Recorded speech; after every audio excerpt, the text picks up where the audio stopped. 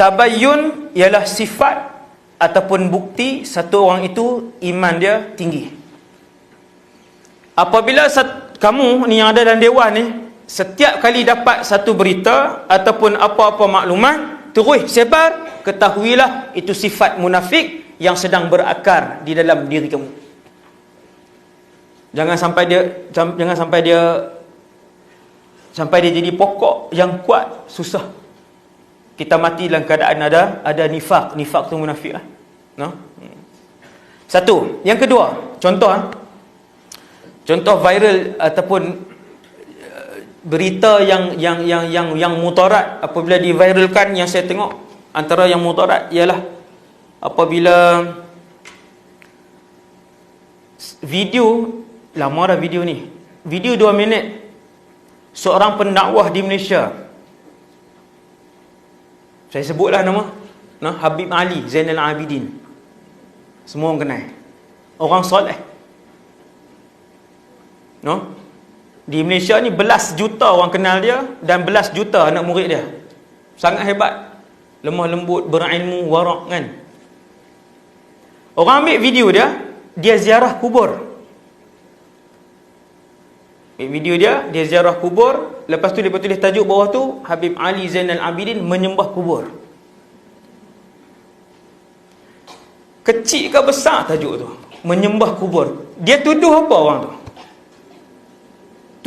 Tuduh dengan tuduhan kufur. Yang buat ni kita semua tahulah, Wahabiyah. Sifat Wahabi membenci habaib di Malaysia. Hati-hati ya. Minta maaf yang ada Wahabi sini di mana orang. Kalau ada lah, saya tengok saya tahu dah merah muka kan. Siapa suruh main ceramah saya kan? Yang upload video dan bubuh tajuk itu, tajuk menuduh orang itu kufur, keluar Islam. Nama kawan tu menyembah kubur. Semua orang boleh tengok video tu, boleh search. Habib Ali berdiri dan dia baca syair yang berbentuk doa. Wahai Allah, ampunkanlah dia, wahai Allah, semua. Lepas tu dia duduk. Habis 2 minit menyembah kubur. Berapa puluh ribu orang tengok. Bermaksud orang yang upload itu sedang menanggung 10,000 dosa besar. Menuduh seorang ulama yang disegani umat Islam, yang diketahui warak dia kan, kamu menuduh ulama itu telah pun keluar daripada Islam dengan tuduhan kufur. Ni bahaya Wahabi ya.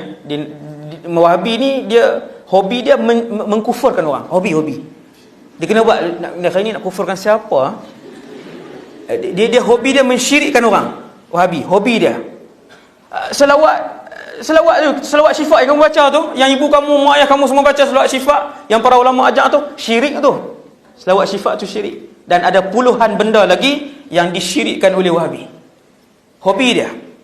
Sebab tu dia tak kisah nak mensyirik dan mengkufurkan orang ni benda yang mudah.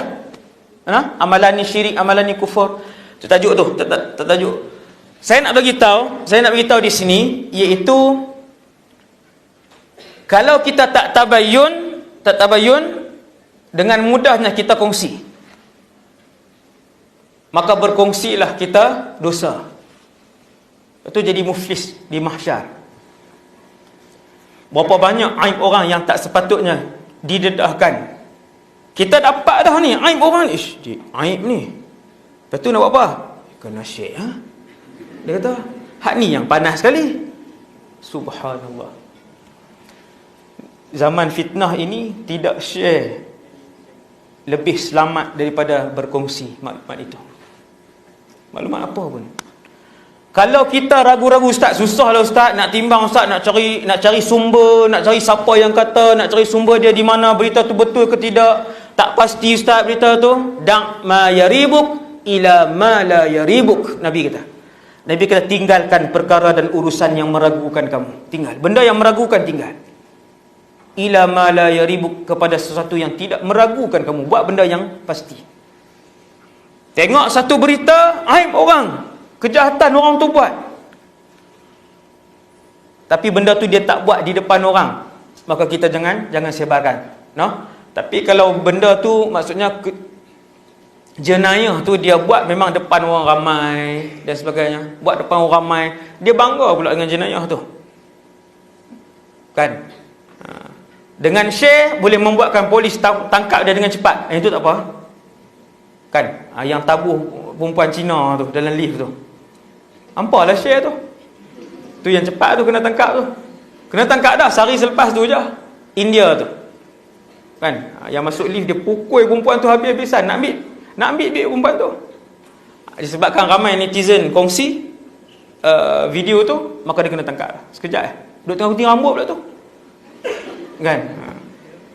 Berita, no? Bahaya, nampak? Bahaya yang kedua kamu tengok. Bahaya yang kedua, satu tuduhan yang membabitkan akidah, kita share sampai di mahsyar esok tak tinggal apa dah. Ramai yang jadi muflis. Hari ni orang berebut-rebut untuk jadi yang pertama. Haram ke, halal ke, fitnah ke, aib ke, betul ke, salah ke, yang tu yang kemudian, yang penting yang pertama. Sebab tu orang accident, dia berhenti first kali, selfie lo. Dia kata, pakcik ni dua ni sebab pakcik accident. Selalu saya 4 penjuru, 4 angle 6 keping gambar selalunya. Pak baru punya, tak ada akal orang hari ni. Ni bukan contoh, bukan contoh. Sampai di tempat accident, dia yang pertama, dia tangkap gambar dulu, baru tolong. Ni berlaku ni. Hasbunallah wa ni'mal wakil. Hilang pertimbangan zaman hari ni. Punya nak kongsi semua video sampai tahap apa? Dia bunuh orang, dia kongsi video dia bunuh orang. Berlambak video. Saya duduk depan video-video ni, orang hantar kan, saya tengok lah. Hilang kewarasan seorang manusia.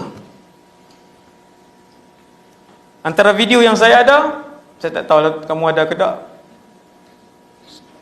Saya jarang nak share video seumur hidup saya, no? Kecuali video tu video nasihat daripada seorang ulama yang saya respect ilmu dan akhlak dia. Yang tu syarat dia. Yang tu saja saya akan kongsikan. Lain daripada tu semua saya delete. Sampai saya delete ataupun sampai saya simpan. Contohnya video yang saya tengok ni, dia bunuh, dia rakam, iaitu babysitter ni, dia bunuh satu orang budak ni, dia tampak budak tu, dia tampak tu, dia buat tu, bayi tu teriak 5-6 saat, dia tampak ni kepala bayi tu tak dan nak mula part menangis yang ketiga tu, tak sempat nak tarik, dia tampak ni muka perempuan. Subhanallah. Sampai dia bunuh, dia angkat, lepas tu dia letak di jejak, kemudian dia angkat, kemudian dia hempas. Dia hempas, kepala bayi itu berdarah keluar. Selepas kepala bayi itu berdarah, menangis, tapi dah pelan, dah menangis, mengalirkan air mata lah. Kita tengok video memang terlampau dahsyat. Wanita tu dia normal, bukan orang gila, bukan orang Tanjung Rebutan lari keluar pergi bunuh bayi tu, bukan. Dia babysitter waras. Dia dah hempap, kepala tu dah pecah, keluar darah. Dia angkat, dia cekik. La haula wala quwwata illa billah al-aliyyil azim. Punya nak share video, dia rakam dan dia share. Dia cekik, last kali dia cekik, mati. Dia rakam. Kamu bahaya, kamu duk yang tu dia jadi ketagih seperti mana ketagih isap dada, ketagih main game, ketagih share dan ketagih rakam. Dia panggil apa? Dia panggil apa dalam ilmu psikologi? Psikiatri. Dia ada tu, penyakit tu, ketagih. Bahaya, hati-hati. Yang rajin selfie, kamu tengok, dia jumpa lembu, dia nak selfie. Lembu. Kenapa? Kali pertama tengok lembu tu tanduk 2. Daripada jauh. Baru jumpa lembu. Sweet lembu tu. Gila. Jumpa basuh bunga. Pelik basuh bunga ni. Ustaz, dua keping. Tolong Ustaz, tolong mak. Bagi kawan dia tengah mak. Dia pun duduklah macam tu. Macam orang gila lagi. Itu dah miring. Dia jadi apa perkataan tu dalam ilmu psikologi tu. Dia dah ketagih, dia nak pergi ke tak waras sebab dia ketagih.